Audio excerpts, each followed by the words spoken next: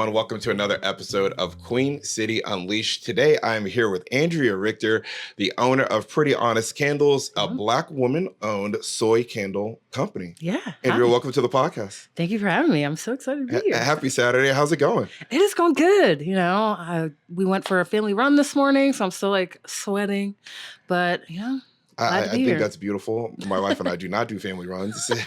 Maybe I do a bike ride, but Yeah. I'm not a runner. Like, I'll play soccer and I'll run on the soccer field, but as far as just get out and go run for the sake of it. Tell me about this family of yours that you went on this run with. Yeah. You have a husband, a very cute daughter. Yes, What's the story there? You and your husband? So we met in grad school at Wingate University, which is like 30 minutes south of here. Yeah. We were in accounting class and he was like, I'm from Germany. I need a ride back to main campus. Can you give me one? And I was like, yeah. And then it kind of like, he just never left, I guess. But we just became like really good friends. And then obviously it eventually blossomed into more. So in August was our 7-year wedding anniversary. Congratulations. Yeah, thank you. Thank you. And then August 28th is the 10-year anniversary of when we first met. So that was really exciting. See, you remember the random small dates like that too. I do also. I remember I remind my wife every year of the first time I asked her out. Oh, but that's so not actually when we cute. started dating because she said no. She said yes first. And then 4 hours later said no. And then came back around a month and a half later. So I just always remind her of the day she rejected me the first time. So, wow. Yeah. I probably would do the same though.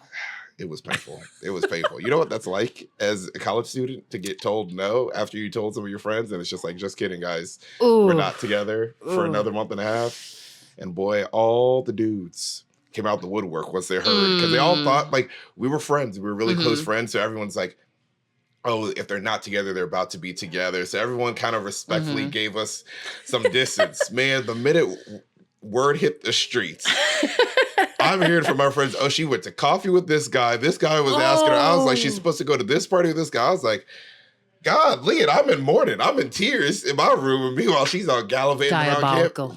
Thank you. That's what I say. I'm in mourning and she's out here gallivanting around campus. Diabolical. She's like, I just had to be sure. like that's what she'll tell you. That's what she'll tell you. I mean, ridiculous. Okay, so 7 years married, your little girl. Yes, she will be 2 in November. Okay. Yeah, so she's so funny. My husband is German, so she speaks. My wife is German. Yeah, so she speaks both languages, which is absolutely wild. And that's the goal for us. She's driven that in. She was talking about finding a German daycare. I did not know that was a thing. Yeah. She was talking about that. So we wanted to find like a German nanny, but nannies are really expensive. So she's in daycare, and that's basically where she learns all of her English, other than from me. But my husband only speaks German to her, so she will be fluent, and we plan to, whenever she's a little bit older, send her to Germany because his mom and sisters still live there. Okay, cool. So we want her to at least have like a couple years, like some summer, like an exchange, Oh, cool. or so my husband, his grandparents moved to Australia, so he spent like a year in school there, and he loved it. It was a great experience for him. Wow. So he wants to do the same thing with our daughter and send her to Germany and probably Australia as well for a year. Can he send me to Australia? Listen, that's on the list. Yeah, listen, we're going in March. If y'all want to hop in the suitcase. Yeah, see, we got a couple of trips. We're going to Thailand for our 5-year anniversary, which is right around Christmas. So we got married on the 22nd, so we're going to be in Thailand for Christmas. So I'm excited. That sounds amazing. So that'll be our big trip for a while. Okay, so how did you get to Charlotte? Because I know you said you did grad school here, but what brought you to Charlotte initially? Yeah, so pretty much that. Born in New York, upstate, and then when I was around 6, my family moved to Midlothian, Virginia. Right 804. 804.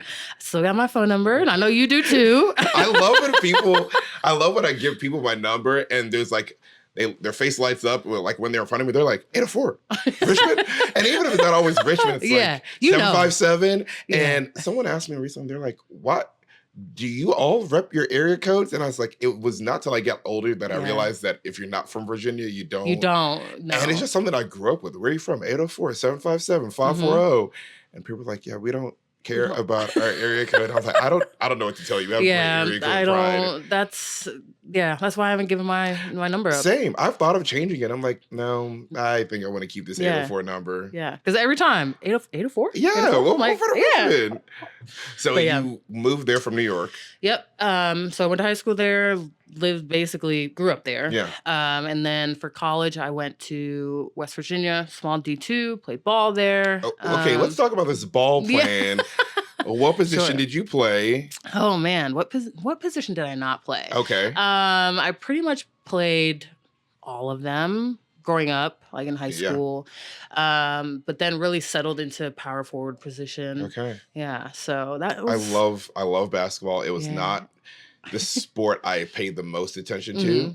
And sometimes I still have mixed emotions about it. I love soccer. Like that was my life. And that was the goal forever. Yeah. But I did play 1 year, sophomore year, I played basketball. And it just, oh my God, it was so much fun. Like I was so glad to be back doing it. I had a great team and I played, what did I play? I played center because I was a soccer player and I could move my feet. So even if you were taller than me, I could still move my feet and defend. That was about it. But the toll basketball takes on you compared to soccer, the jumping, the rebounding, and like my first week of, I don't know, boot camp, whatever they call it, I literally just rolled out of bed one day onto the floor and was like, help. I can't move. Yeah. Especially if you're down low. It's a lot of banging bodies. Yeah. So but you enjoyed it? Oh, I loved it. Loved it. Yeah. So, I mean, I played 4 years at my university. My junior year, I dislocated my shoulder, took a red shirt year. Yeah. Super fun. And then they wanted me to stay, but I was already, I could have graduated early, but I was like, I want to enjoy my college time. Yeah, absolutely. So I just took the red shirt year. Then one of my very best friends who I played AAU with growing up, she was like, I'm at Wingate, come play. Like, you have another year, come play. And I was like, I mean, I'll like, obviously still had to try out, talk to the coach and stuff. And so I did that and they were like, yeah, come on. And so, got another year of school, first year of grad school paid for. And hey, yeah, I was like, I can't pass that up. I can't pass that up. I knew I wanted to go get my MBA. So I was like, well, if someone can pay for something, I'm not going to be that. Is Wingate, what conference are they in?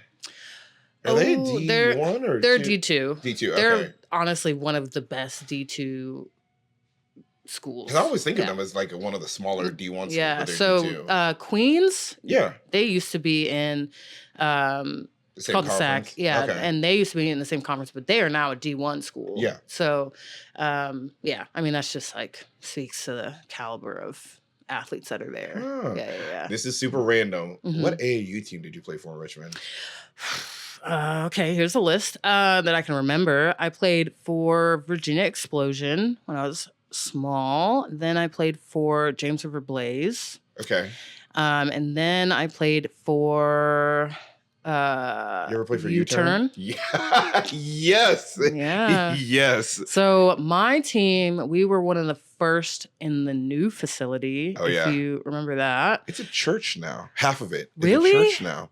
Man, it was like, I mean, when that facility first was built, it was huge. state of the art. It was a huge deal in Richmond. Like it was huge. The soccer players loved it because we would play a lot of indoor soccer on the basketball courts, and then like during the summer use like the turf area they had for summer camps. So like we absolutely loved it over there. Yeah, and then so I think maybe I played for them first, and then I went to James River Blaze. Yeah, okay. I think that's what happened. Yeah. Do you still play now? Oh God, no. I'm too old. No, we have a hoop at our house. Actually, it was an anniversary present from my parents. They were like, "Here's a basketball hoop." Oh, yeah, and we have like a little one for Jaden. That's my daughter's name. So we shoot around, but like you're not playing in a league anymore. No, and I wish Charlotte had more women's leagues, but like you usually have to be a member at a gym, like LA Fitness or whatever, to go play, and I'm like.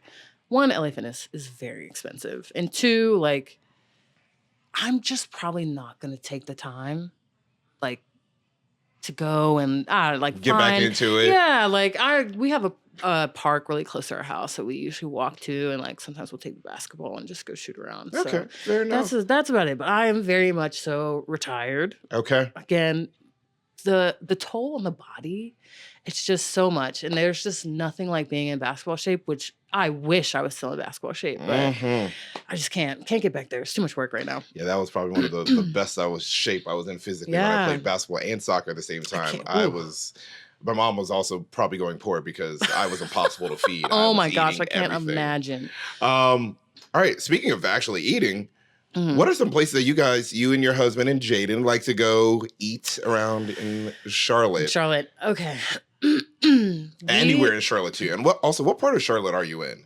So we live between the airport and South End. Okay. So very close to South End, without South End prices. But we have been there for about a year. Fun fact that you didn't ask about, but we actually have 4 houses. Yeah. Yeah. All right. Yeah. So moguls over here. Yeah, we're trying, but we'll get to that. Food first. Okay. Yes. Sorry, didn't mean to get us off track. We love Curry Gate, which is an Indian place they have 2 locations. They have one on South Boulevard, but the original location is near Camp North End. Okay, we had it for Valentine's Day this year. We were like, let's not go out, let's do it in. And so we ordered it and ate it at home. It was very good. Yeah. Very, very good. Yeah. It's one of our favorites for sure. Okay. We also love sushi. So Akahana and Plaza. Very good. Been to that one. Very good. They usually have a like buy one get one free roll. I mean, the rolls are pretty expensive, but they are good. Trying to think of some other places we've been lately. We are definitely like a stick to the favorites kind of people.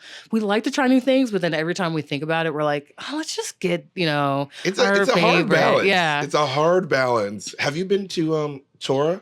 No. So we're on the west side of Charlotte, near Wesley Heights area. Okay, yeah. And so Tora opened up. I think one of the things that helped us I've heard of it, get out into more restaurants is that when we moved to our house, there were no restaurants there. So there have been a lot that have popped up. So just from a convenience standpoint, we're like, let's try these close restaurants. Because if they're good, that means we don't have to drive as far. So I think we've tried most of the newer ones that have popped up, and most of them are pretty freaking good. Nice, yeah. What else we love? I just had one in mind and I can't think of it now. Mom and dad date night. Where are you guys going? So the last date night that we had, we went to Supperland in Plaza. It's very good. I've heard great things about it. Yeah. Hard to get into. At least whenever I'm looking, it seems like they're always booked out. They are pretty booked, but I say it's worth it. Okay. Love dessert. Now desserts. I'm a dessert girly. Okay. The Batch House. Yes. Wait. They have the oatmeal cream. Oh my God, they're so good. Yeah. They also weigh like a pound each. Yeah. But they're so good. Yeah. The s'mores brownie. Oh, I haven't had the s'mores brownie yet.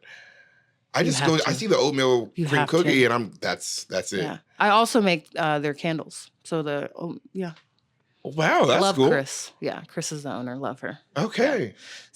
Yeah. So they have an oatmeal cream pie candle and a s'mores brownie candle. And you make them both? Yeah. Huh. I don't need to buy one of those because I feel like it'll just drive me to going to eat more of them. And I see nothing wrong with that. My body will see something wrong with it. The other place that I love for dessert, 2 Scoops Creamery, Plaza. I don't know why. We just need to move to Plaza. But it sounds like you guys do a lot over there. We love Plaza. Wish we could live there, but very expensive. It's different over there. Yeah, very. But their Cookie Monster ice cream, absolute favorite. You would have to pry that out of my cold dead hands. Really? Yeah. Phenomenal. There's a 2 Scoops. I mean, around the corner from here. South End. Yeah. Yeah. Like not too right far down from Camden. Here. Is it the same? It's the same thing. Right? Yeah. Okay. Yeah, but I don't know why we just always go to Plaza. I think isn't this closer to you than going to Plaza? Yeah. Okay. I don't know. We just like Plaza. We're just always there. I get it. I like doughy desserts. So like a brownie. When they first started doing like the milkshakes with like the brownie on top of them. Yeah. That is my cup of tea there. That is my kind of dessert. We went to restaurant Constance recently, Mm. and they had an apple pie type donut thing. So good.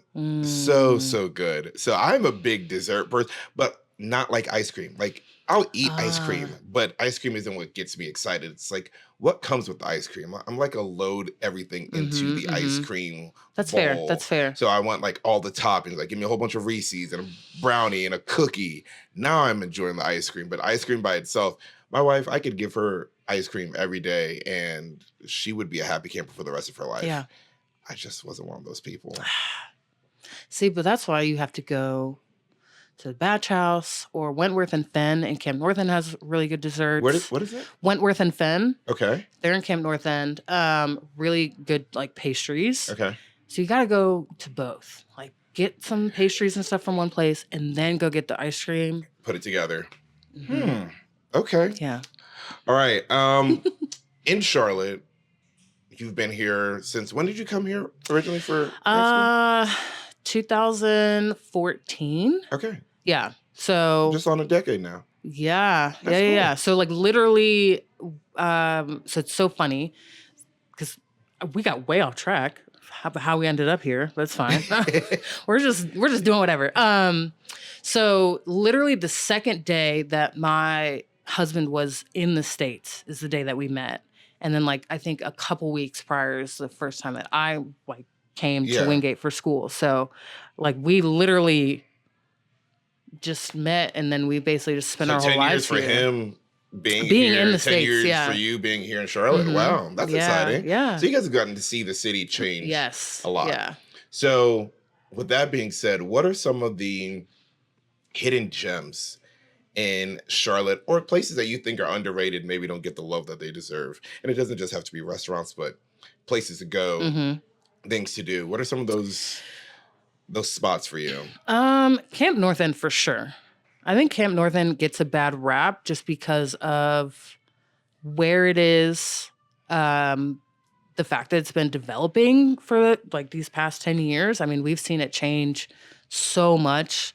Like that one, I don't even know, like the building on the street was completely different. You know, there was nothing in it. They've been constantly redeveloping and adding retail spaces in there, which has been amazing. One of our houses is off of Graham. So tell me about these houses. Yeah. What? Sure. Real estate mogul here in Charlotte. Like, what's going on? Nobody can buy a house. You got 4 of them. So it's a really interesting saga with these houses. Okay. So our first house we bought, I bought in 2017. So it was 2 months before we got married. We had a first-time homebuyers assistance program, which like is basically not a thing or is not nearly the same as it was. It's not the same now. Excuse me.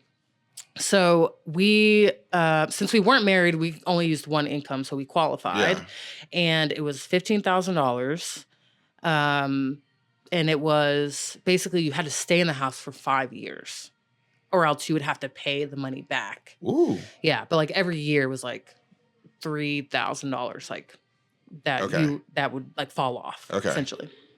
So we bought our first house, which you will never see this again, but it was $145,000. Yeah, like almost 1,500 square feet. That might buy you a big box at this point. Yeah. Maybe a studio on the outskirts. Yeah. So just timing worked out really well. We were in an apartment and they were like, well, we're going to raise your rent by like $500 or something like that while making no improvements. I was like, love that. So we were like, let's just look. We'll see what's out there. So we ended up at that house. So we still have that one.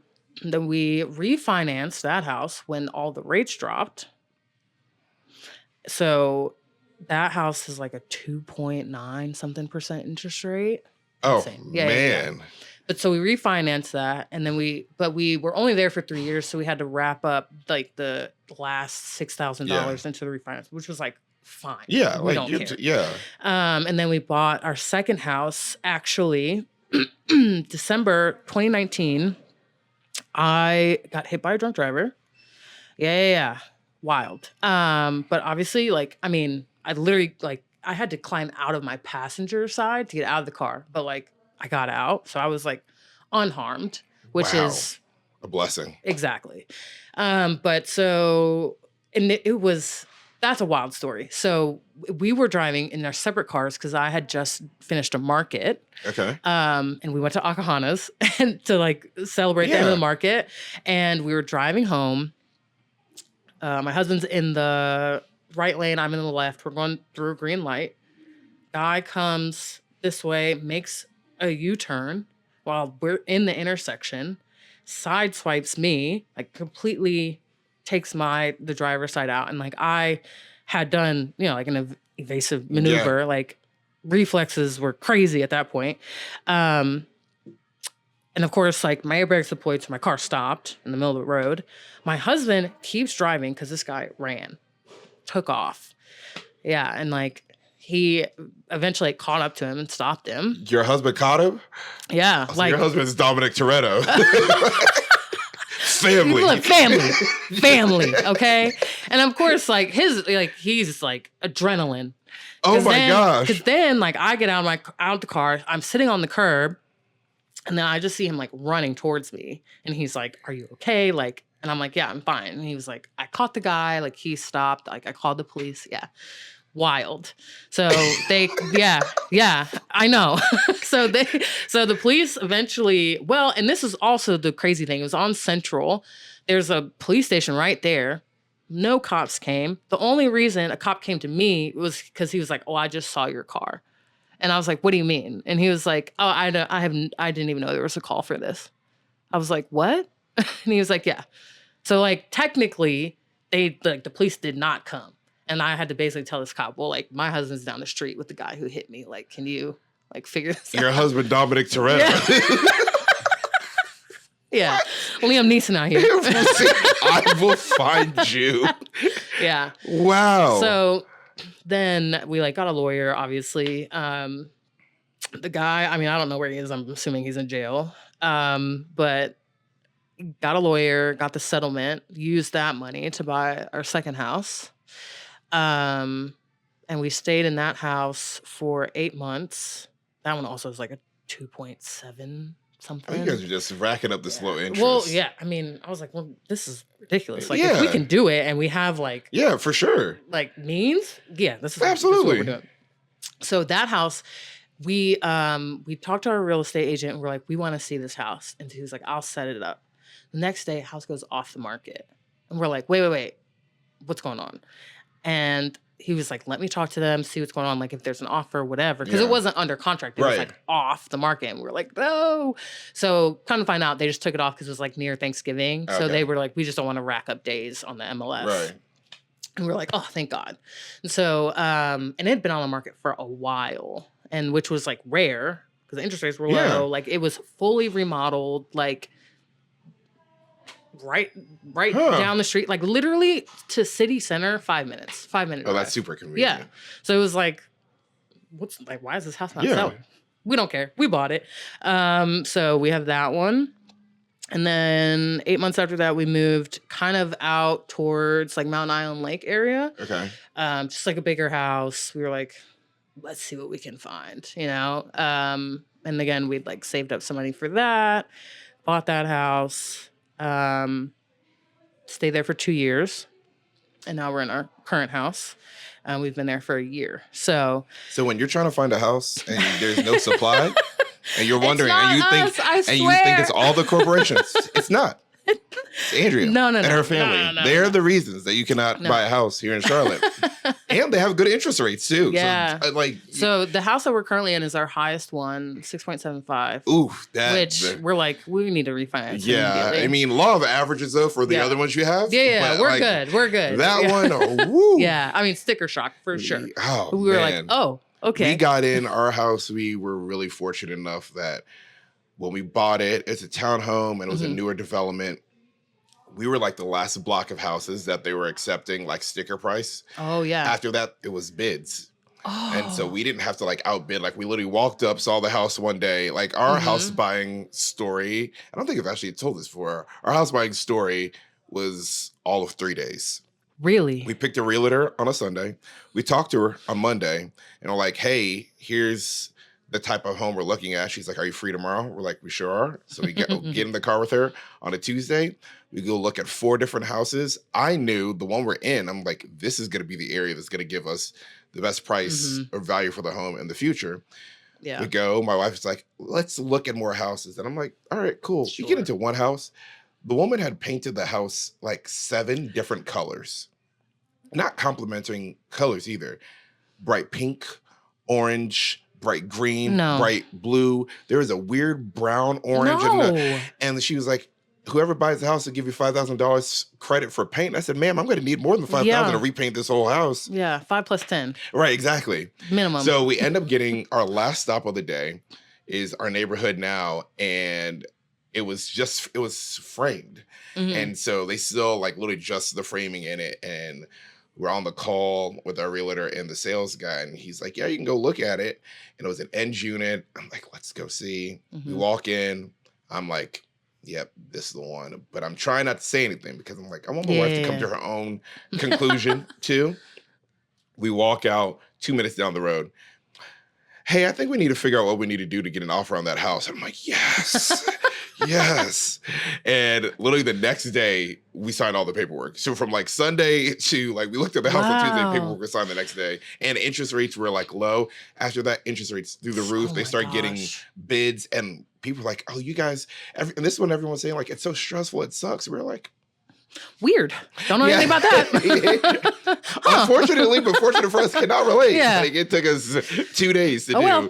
So yeah, it's the housing market here has been insane. But I mean, I like when people are able to take advantage. Yeah, and that was our thing. You know, we just really wanted something to like build for our family. Absolutely. Because you know, it's like in reality, we're not going to reap the benefits, right? Like we have tenants in our other houses, and we just bank that money. But eventually, like, it's gonna go to our kids, and like that's Jane gonna be living large. Yeah, man. She gonna be living real large. It's really crazy to think about because you know I didn't grow up like that. Like we had our house, so you know we were very fortunate.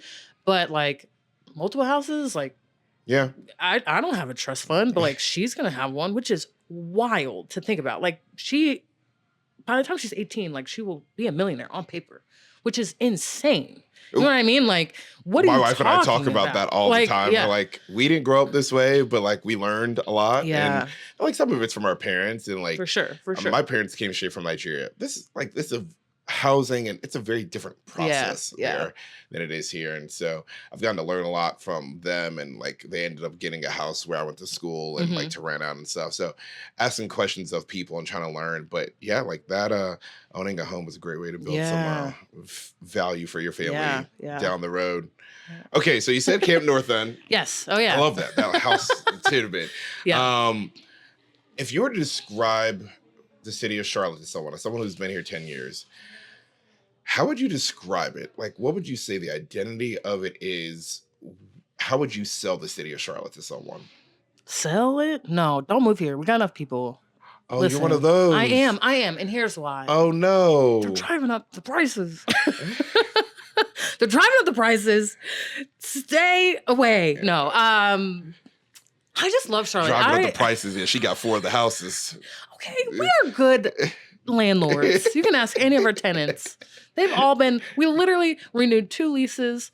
They want to stay. I'm like, if you want to stay, please. Okay. You know, we're not one of those landlords that like, we don't fix anything. Fair. We raised our rent. You know what I'm saying? Like, I'm not saying you're one of those people. Thank you. Yeah, don't give me a bad rep. I mean, some landlords very much so deserve that. Oh, absolutely. What are y'all doing? But we Besides think there are too many people, how would you describe No, I mean, I truly love Charlotte. We have like 0 plans to move anywhere. And if we do, it would be to Germany. But it's a small city, but there's so many little pockets that have so much culture and so much life in them. You know, South End is great, but like I said, we love Noda, Plaza, Camp North End, like those areas where it's like small businesses. Yeah. You have all the art, like the murals that are just incredible. I could not paint a mural if you paid me $1 million. I'd be like, I don't know what I'm doing. Color by number over here. basically, right? So, I would just say, like, there's a ton of events that happen all the time. Like, I know they're doing like a CLT Arts Festival Yeah. uptown and in Ballantyne. Um, I mean, there's just so much to see if you actually explore. The parks here are great. The greenways. I Yeah. mean, you have, we have one near our house that we walk pretty much every day. Um, there's just a lot of things to do if you actually take the time to explore Yeah. and see what's there. And it's constantly growing, which is great. It is, more people, but it is great to see that expansion. You're getting more things, more restaurants, more Yeah. activities, more, that brings more concerts, that brings more To me, teams and stuff like that. diversity So of yeah, I mean, people, like gosh, yes. which And I think yeah, is great. Like, I think yeah. that's making Charlotte a really cool melting pot. Also, a very unique melting pot, in my opinion, for Yes. the South. Like Yes. Atlanta, you Yeah. have Atlanta, which is different. Mm-hmm, But to me, mm-hmm. like, Charlotte's got a really interesting melting pot of people that a lot of, like, Raleigh's not like that at Mm-mm. all. South Carolina doesn't have a city like that to me. No. Outside of Atlanta, Georgia doesn't. So I feel like we have this really cool, young, Yeah. up and coming energy around us that I tell people, I'm like, it's a great city to be in. There's a lot happening. I Yeah. think our best years are definitely ahead of us. I don't know if a lot of cities would say that. I think Charlotte's best years are clearly like in the future. Yeah. Just so Yeah. much For coming. So sure. it makes it exciting. We're here in your workshop. Yes. And Yeah. I want to talk. The main reason we're here to chat, candles. Yes. How did you get into candle making and say this is something you want to make a whole business out of? So after graduating from my MBA program, I went to work for Wells Fargo for a year, just doing like some data entry stuff before I really got into my career. My MBA is a concentration in marketing. In my undergrad, I did accounting and marketing, which Okay. confuses everybody, but I get it. So marketing has been like my main thing forever. Before I went full time with the candles, I was digital social media. So that's like my main background. Uh-huh. And I was working for a mortgage company as their marketing manager. And I was like, I need something for myself. Like, I need something creative. Like, that's where it's kind of a duality with me is like, it can be very analytical. Like right now, I'm also a data analyst, and then I can also be incredibly creative. Yeah. But I need both of those. And a lot of people are like, that doesn't make any sense. And I'm like, it's cool. I promise you it does in my Are head. you left-handed? No, I'm not, which you would think. Yeah. But I am ambidextrous. Okay, so that's another okay. thing. When I play basketball, except for shooting, dominant left hand. Mm-hmm. Oh, so this is why, like, the analytical, like, Yeah, you're yeah. right and left brain. Yeah. Oh. Yeah. So like if I'm going to the hoop, if I'm going on, I have to go left. Don't know why, but like You go left and finish right? No, I finished left. Like you cannot stop me if I go left. If I go right, it's like I don't know what happened. Like you'd be like, you're right-handed. I'm like, yeah. Interesting. Yeah. It's very so like, and it would throw people off because I dribble mostly right-handed. I shoot right-handed, but I can dribble both hands. But if I'm going left. So you can't stop me. So yeah. Anyways. Dominant. But I have always been super creative. Like I crochet, knit, draw a little bit. My mom is an incredible artist. Okay. And I get a tiny bit of that from her. But I like took pottery classes all growing up. I took one in college. Like I just love art. Yeah, I love art, love working with my hands. So I was like, I need something. And I love candles. And I was like, you know what? I feel like I could make these. I feel like I can. Because I always would go to Target and you get them and they smell great and then you light them and then you can't smell them. And I'm like, this sucks. Yeah. So I was like, I got to figure something out. So of course I did all this research. You know, a little bit of ADHD in there too. Hyperfixation thing. I can relate to that. So I hyperfixated on this for a long time. And I started making them. You know, our friends would be like, these are great. You should try and sell them. And I was like, Sure, why not? So the first market I ever went to, I did not do a lot of research on markets, which was my fault. I went to this like it was basically like a flea market Okay. thing. Um, zero sales. Ooh. Did not make a single one. And I was like, oh, this sucks. You know, you're like, Ooh. oh my gosh, like maybe this was like the wrong choice. And my husband, super, super supportive, was like, no, like, you know, people love stuff. We'll just like try again. So then, of course, I actually was like, oh, let me do some actual research, find good markets. And I found a couple. There was this one in Plaza Midwood called the Eclectic Market. It doesn't exist anymore, but it was great. It was on Central, near, it's a pizza place, but I can't remember what it's called.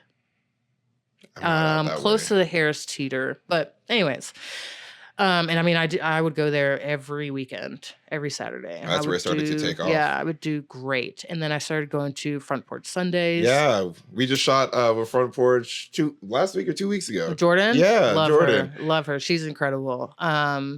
I mean, just her creative mind, her Oh, yeah. team, insane, just absolutely incredible. So I started going to those, and then that's when it like went to even another level. Wow. I mean, I don't even do markets anymore because I'm like, I can't keep up. Like, So are you mostly online? Online, Wow. wholesale. 2020, the world shut down. Internet went wild. Oh, absolutely. And actually, the job I had at the time, I got laid off. And like literally, I was like panicking. Like my husband had just started a new job, so we were like, we don't know how that's gonna go. Right. I mean, luckily, he's still there. He's doing amazing. And then my candle stuff just went viral like twice during the Tell me pandemic. about this. Because like you have quite the following and Yeah. you don't have like a storefront here in Charlotte. Yeah. Was there something you posted or something that happened that helped it go Yeah. viral? So for whatever reason, there was like a thread on Twitter. Yeah. That was just like support small. Here's a bunch of candle companies, and someone included me, and that tweet just like went absolutely wild. Wow. And I probably, because before I had about 10,000, maybe a little bit more, but then after that, I mean, it went up to like 43, I think was my highest. And then Instagram changed their algorithm and It's a whole whatever. thing. But you know, I'm by that point, I mean, I have incredibly loyal customers. Wow. And I think that viral moment paired with my background in social media was just, you know, really helped create that, and just like being really authentic and just, you know, just talking to my fan base, my customers. Yeah. I will say something that's like following you for a little while now, like watching you, like, hey, I got these waxes in, and you're just kind of talking, and I'm like, this isn't like super polished in a way that feels like it's big box company. Like, how are we doing this unpacking? It's just kind of like you're in the house doing whatever you need to do, and it's like you got a package. Just here. And I think that's cool. I think the more people see the authentic side of small business owners, the more that they're able to relate and then want to support. Yeah, exactly. And like that's what I, you know, people ask me all the time, like, what do I do? I'm like, just literally be yourself. Like people know as soon as they see an ad. Oh, they know. You'd be like, oh, okay. But yeah, so it just took off. And I had taken over our house, and my husband was like, you've got to get this out of here. And I was like, I mean, okay. And so I found a warehouse. That one I think was 1,200 square feet. I mean, it was great. I loved it. But then I outgrew that. Because then I had people reaching out to me. They wanted me to do Good Morning America Deals and Steals. I had been featured on Beyonce's website. Whoa. Yeah. What on earth? Yeah. So at some point during the pandemic, she had like a, you know, her Black Parade. Yeah. And it was like a directory of small businesses. And we were one of them. Yeah, it's not up anymore, which is really sad. But I mean, you were there. Yeah. I mean, of course, I have like screenshots and everything. But 1,500 of them, just in case something happens to one. Of course. Whoa. But yeah, like I got featured in a lot of local magazines. I was working with a PR firm for a little bit. I mean, I had spots in, I want to say Washington Post, Buzzfeed a bunch of times, Cosmopolitan, Huffington Post, Forbes. Talk your Yeah. stuff. All Yeah. right. I feel like I don't talk about myself enough. So Good I'm for like, no, seriously, good for you. and it's crazy because, we talked about it earlier, but after that other warehouse, I went and moved into 2,400 square feet. And, everything slowed down, whatever. And I had the opportunity to move in this space, which is like, It's cozy. 300 square feet or 300 square feet, so coming from 2,500, it's like, what? And for a while I was like, I am failing, like I had this great space, this huge space, and now I'm coming here to a smaller space and I am just failing, right? And so I had to actually, I was like, no, you are doing what's best for you, for your family, for your business. Our daughter will be 2 in November. I'm back to working full time for someone else. Like, these are just things that you have to do. You have to adjust, you have to adapt. And this move, I still have 1 employee. At my peak, I had 8, which is still wild to think about. Wow. But this allows me, she was here this morning. She was like, I'm coming in, I'm gonna work 6 to 10. I was like, okay, you don't have to, but and that's another thing for me, like having an employee who is as passionate about my business as I am. care. I'm so lucky. Shout out to Kate.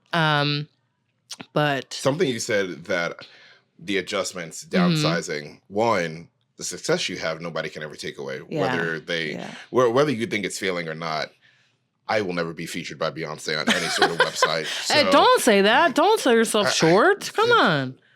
I feel pretty good about that one. I feel pretty good. But I would have said the same thing 5 years ago. You're right. I'm but like, I also what? don't have a product I'm selling that Beyonce would have on a list. Well, so there's that. That could change. But one, I think it's special that you're able to have those wins in Cosmo and Washington Post and BuzzFeed. And those are huge wins that even as the lulls come, you can still remember those things. But the other thing is, we were talking about this earlier, some of these changes you're making are for your family. Yeah. Me personally, that is the biggest win in life. Yeah. I am one of those people, also very oddly for a guy, especially in our generation, but I've always wanted to be a dad. That's been the ultimate goal for me, is dad, family. I joke with my wife and she always rolls her eyes, but even in college before we started dating, my first question was would she be a cool girlfriend? I was like, could I ever see her being a mom? And if I couldn't, that's just nuts, because that's something that I have always desired so much. And that's a win. And so you might not be winning in what other people are going to say numbers wise or money wise from the candle side of it, but you're winning in your family life. And to me, that is more success than anything else. So please don't sell yourself short that you think it's coming down. And the other thing, my dad always said this: do what you have to do so you can do what you want to do. Exactly. So you take care of your families. That's a have to.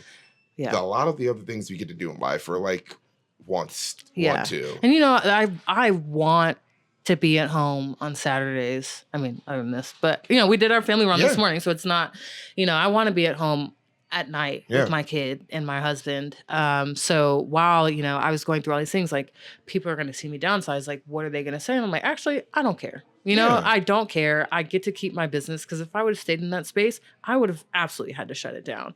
I just could not keep up with all of the overhead costs, rent, utilities, internet, and people, and people don't think about that. They're like, oh, when are you going to open a storefront? Never, because the overhead is terrible. I'm not doing it. And then if I have staffing issues, I have to close, or and that's a day's worth of sales that I don't get because of whatever circumstance. So I'd also imagine, if I'm being completely honest, I'd also imagine a lot of people aren't just walking into candle stores that often in a walking path to buy enough to open a storefront. Yeah, I mean, I would probably have to bring in other retailers and stuff, which would be cool. I mean, I would love to have a storefront. Truly I would, but at this point in life, I'm like, no, it's not. It's not sustainable for me. Maybe in 10 years, who knows? I'm not going to rule it out. But this right now, having this space, being able to keep my employee, one, also, being able to be home at night, drop whatever I'm doing. luckily I also have a very flexible full-time job. Like, my family is where I want to be right now. Yeah. And whenever our daughter gets older, whenever we have another kid and they get older and they, start wanting to hang out with their friends all the time and I want to be home and, I'm like, okay, like maybe I can spend more time here. But for now, That's the priority. I made, like you said, you do what you have to. Yeah. And so talk about that a little more. The support of your husband in this business, what it's like balancing being wife, mom, business owner. Like, what is that journey like for you? What have you been learning about yourself in this process over the years? Man, a lot. I've learned a lot. One of the questions I get is like, how do you do it all? How do you balance it? I'm like, I don't. And that's like very real because I don't have an assistant. I don't have someone who cooks my meals. We have a babysitter, but like we don't have a nanny. Like all of these things. It's every day I have to make the decision of what is not a priority today. Yeah. Like, okay, you know what? Ooh, that's good. You have to make a decision of what's not a priority for today. Yeah. Yeah. Like you just have to say like, okay, I would love to clean the bathrooms today. It's not going to get done because I got to go take care of my kid or I got to do this. You know what I'm saying? So if it's that I don't get to, go out to drinks with my friends, like reschedule, move it around. It's just, you have 5 balls in the air, one of them's got to drop. And that's the reality of it. And it's okay. Yeah. And it's fine. It's fine. Pick it up later. Yeah. Switch it out with something else. Like, what has that been like growing a business and then like being married at the same time? Like what has that been like? I have a built-in employee. Yeah. Don't we both? Yeah. Behind the camera. So when I started my business, Lucas was every market. He was always there. And I owe so much to him. Setting up, breaking down, late nights. When everything went crazy, I took over the house. Like he would bring me food because I was just like was not eating because I was just stressed because I was like I have hundreds of orders I have to get out. I'm like freaking out, and he's like, "You need to take a break. Here, eat this. Like drink this." He has always been there. Always been incredibly supportive. Even like I said, when I'm like, I'm failing. And he's like, no, like, you're not. Look at everything that you've done. Look at where you are. He's just, I could not ask for like a better partner. Yeah. To go through it with. I'm sure you feel the same way. Yeah, no, I get that. When it is 11 p.m., 12 o'clock, and she's not a night owl, and all of a sudden now I have this rush of ideas because that is when my brain decides to start going into overdrive. Mm-hmm. And she has to muster up energy to listen to me, or sometimes I think pretend to be listening to me, and then ask me for more details again later. But yeah, no, that the support has been incredible. And mine isn't as much a business as yours is, but it's more like thinking through, like she's a photographer, so she shoots all the stuff that I do for the podcast. And when we have shoots like now, like it has to go on the family calendar because this is not the way it was set up before. It's like I could go and I was doing it at a different setup, so she wouldn't have to be there. Now when I schedule a shoot, I have to make sure that she's there. That's like 2 hours that she has to be able to give me. But it's not just that. But when it comes down to pictures and like what we're trying to do for the graphics, like I don't know how to use Photoshop. She already did. So yeah. And she stepped up when we had to make some pivots.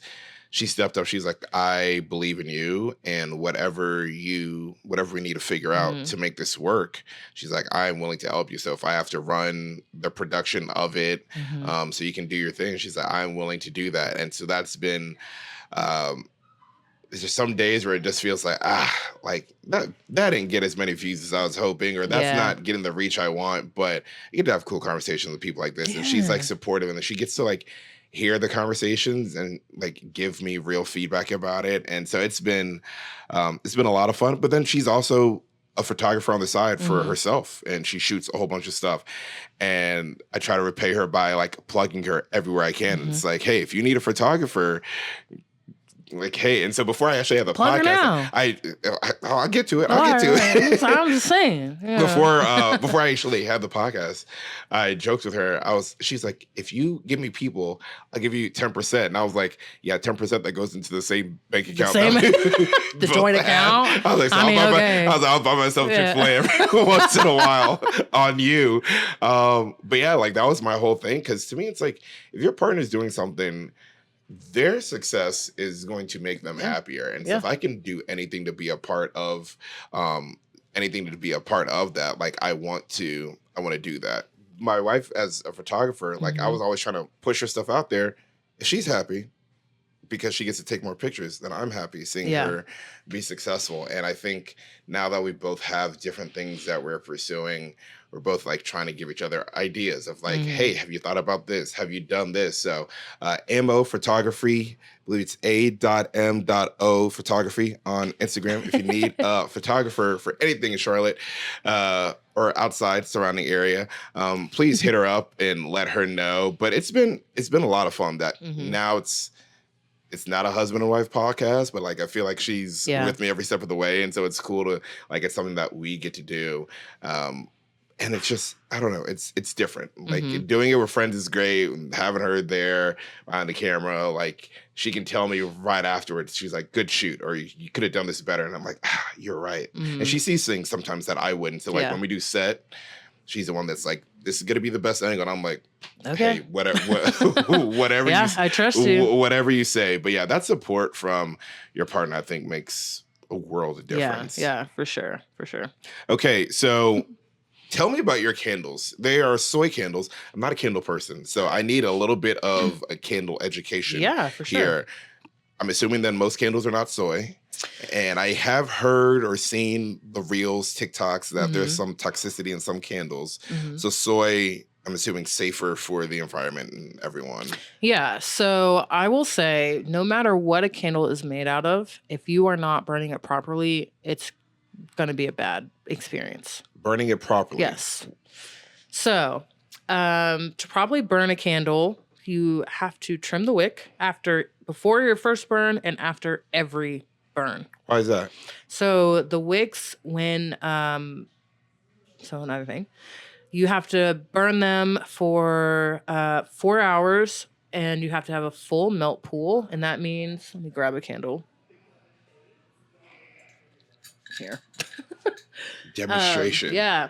So you trim this wick not all the way down, but it's about 1/4 of an inch. And then you want to make sure that when it melts, that it goes all the way to the edges. Okay. So with candles, the wax has a memory. So if you burn it and it doesn't go all the way to the edge, it will continue to just burn down. And that's when you get tunneling. But when you burn your candle, there's a carbon buildup on the top of the wick from where it burns. And if you go to relight it, one, you're going to get a lot of that black smoke because that carbon is burning. And also, sometimes it will also like pop.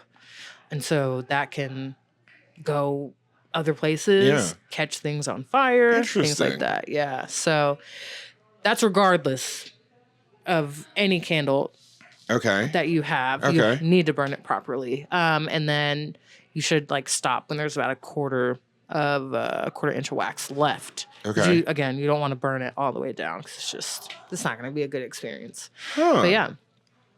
So soy candles are non-toxic. I use high quality fragrance oils that are some of them are a mix of synthetic oils and essential oils. You always have to be really careful with essential oils because some of them are dangerous when they are burned. Yeah. So, and it's also just really expensive to make a candle with. But like, what's one of the essential oils that's dangerous if it's burned? Sometimes it also just depends. Like some lavender, actually. I think even eucalyptus. I don't quote me on those because I haven't done that research in a long, long time. But so like a lot of places that have candle supplies also do like soap making. So like they'll have essential oils, but it's like, and they'll tell you like, do not use this in lotion. Don't use this in candles or whatever. So they have like, or don't use this in reed diffuser. It's like not compatible. So like you really have to pay attention to that stuff because some oils aren't skin safe. Okay. So, it's like, well, you're not gonna put that in a soap or a lotion, right. So you just also, like I said, you just have to be really careful and look at that stuff and make sure. But yeah, so I just stay away from all of them unless it's like a pre-mixed blend. But yeah, so that is something that was like really important to me. You don't get headaches when you burn them. So some different candles, I'll say. A lot of people get headaches because of the fragrance. It's either too strong, it's too synthetic. It's just overwhelming. Yeah. So you're not going to get that with my candles and most soy-based candles if they're made properly. So you also have like a recycling component with your. Yeah, I did. I'm not sure if I'm going to bring it back though. Okay. So what it was once you burn your candles, you can send the jars back, and you get like 25% discount. Okay. Yeah, just clean them out, send them back because they're actually really good for testing new candles and new scents because you have to do that every time, which is another thing people don't really know. With different fragrances, different fragrance companies, the wax can only hold so much, and you need to make sure it's like completely bonded with the wax. Because if you have too much fragrance, you're basically going to get your candle's going to sweat, is what they call it. So you'll get like the fragrance oils like seeping up to the top. Oh, interesting. You use too little, you're just not going to get a good hot throw, which is the smell when it's burning. Cold throw is just when it's in the container. Yeah, so different waxes have different weights to them, and you just really got to test it to make sure, like different strengths as well. So where I might use 1 ounce per pound with some fragrance oils, I might have to use less or more if it's a different manufacturer, and actually if it's just a different oil altogether. Yeah. What is your process? How long does it take to make like a batch of candles? Like from, I'm sure there's a heating process, a mixing process, and then you put in the jar and like the one you just pulled out. How long is the whole? So my wax melter is actually on a timer. So when I come in or when Kate comes in, it's already melted. So that like takes a bunch of time out of it. Nice. But it's gotta be off overnight because if it's heated for too long, it like breaks it down. Interesting. So mix it, pour the fragrance. Okay. Like gotta go through the process in my head now. So you put the wax in the pitcher, put the fragrance in, you have to stir it for at least 2 minutes. If you stir it for less, it doesn't really get completely mixed. If you stir it for more, you can actually create like air bubbles in it, which you don't want. You want it to. So there's a real science to it. Yeah, for sure. Yeah. So 2 minutes, I would say 2 minute, 3 max. Okay. Even then, you probably don't want to do that long, but like slowly. Yeah. Then you pour them in whatever vessels that you have, and I usually wait a couple of hours depending on the size. And then you are supposed to cure your candles for like 2 weeks. It is not necessary, but some people do Does that mean it. Just Some letting people them don't. sit? Okay. Yeah. So I don't always do that. I have not seen a big difference when I do that. So I'm like, it doesn't matter. It doesn't really matter that much to me. But especially with like, I don't make soap, but like cold processed soap, you have to let it sit. Just a little fun fact. Interesting. So yeah. And I mean, a couple hours. Yeah. Yeah. So what is your heart for your business? What is the goal for Pretty Honest Candles? I don't know anymore. And that's been a really interesting thing to navigate because I used to want a storefront. I used to want to be, the biggest candle supplier. And now I'm like, Yeah. I just kind of like it the way it is. Like, I like, having my website, doing these more creative launches. So in a couple months, I'm trying to do it by the end of October. I'm releasing a book candle collection where it's literally a box that looks like a book. When you open it up, it's going to be 3 different candles. Ooh. Yeah, and matches. And I'm really excited about it because it was something that I have had on my mind for so long, but being in the other space and feeling like I was just hemorrhaging money, I was like, I cannot spend the money to have someone design this to get it made. I just didn't have it. But now moving into the space, I'm like, oh my gosh, you could do it. I can do it. I feel creative again. I feel like this renewed sense of purpose with this company. So I think that's where I'm headed, is just I want to keep it small. I want to continue to do these smaller but more creative launches. Like, I really want to do something interesting for holiday. I thought about maybe an advent calendar. Still floating that idea around. Ooh. I think it's a little bit too late for the quality of what I want to do. But now, I can start now for next year and, just do more creative things, more fun things. Yeah. I want to work with more local businesses and create more custom candles for them. So I have a few, like we talked about, Batch House, Mood House, which is a massage place. They have other things as well, but that's their main thing. Yeah. So that's one of the candles I picked up. They have a monthly standing order with me. I am so grateful for them because honestly, I'm sure the standing order is great to have. I mean, also another incredible woman-owned business. They just opened a second location in Oakhurst.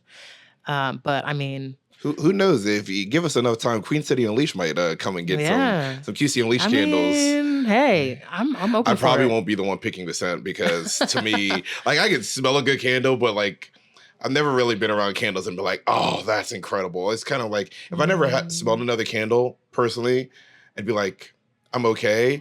But there are some moments where the house needs some freshening that I'm like, okay, a candle would be good. So I have my moments. And so maybe I just haven't been exposed to the right candle. You know what? We've got some time here. You can sniff around. Whatever we have made. You can pick something. Okay. Yeah. Lastly, I know you're probably about to get real crazy with the holidays. Yes. Does that make you nervous? Does that make you excited? And also plug your site and everything so people know how they can support. Yeah. Because these will make great gifts around the holidays. Yep. And I think it'd be perfect for family members, friends. Yeah, I'm really excited. I love holiday. Fall is a huge time for us. It's when you start to get real cozy and you always want a candle. So my fall launch was wild. And we'll still have packages behind us that I need to get out. But holiday is going to be fun because I'm going to do something new. I feel like I haven't done something new in the past couple of years. Again, I'm treading water, right? So there's an opportunity to have little ornament candles, which I'm really excited about. So I'll have to see about that. But you can find me at Pretty Honest Shop on Instagram and TikTok, and then website prettyhonestshop.com. Those are my main places. Okay. That's pretty much where I live. Instagram, you're going to get a lot of unfiltered stuff. I'm just talking, just nonsense on there, honestly. And your website, is that, you said it's prettyhonestshop.com. Okay. Yeah. Perfect. Yep. Perfect. Yeah. Well, I'm excited. I know I will definitely pick up some candles especially for the holidays. Yeah. Because I think someone like my mother would love a nice candle. Yes. If somebody gave me a candle, I'd be really confused. Are you saying my home stinks? But some people really appreciate it. They're like, this is so thoughtful. I love. Yeah. I will say the one thing in the last, I think probably year that I discovered, and I think you make some of these candles, the wood crackling, that is so neat to me. I think those are so cool. It sounds like fire crackling outside, but it's in the house. I think those are super neat. So if I'm gonna get a candle, probably be one of those. I think those are super cool. Those are good. Yeah. Well, thank you so much. This has been a lot of fun. Yeah. I'm glad I got to see your space and how you work, and I think there's there's a authenticity to that of like, this is, people think of businesses and see the success of them. They're Yeah. like, oh, it must be so glamorous. And sometimes like, it's No. not like super pretty. Like Not it's a at- grind, no. but No. you're killing it. Thank you. Beyonce thinks so. So I don't know if you need a bigger cosign than that. But seriously, congratulations Thank to you you. and all the successes. Yeah. And I'm excited for the things ahead of time. We appreciate you being on. Thank you for having me. All right. Thank y'all very much. Queen City out.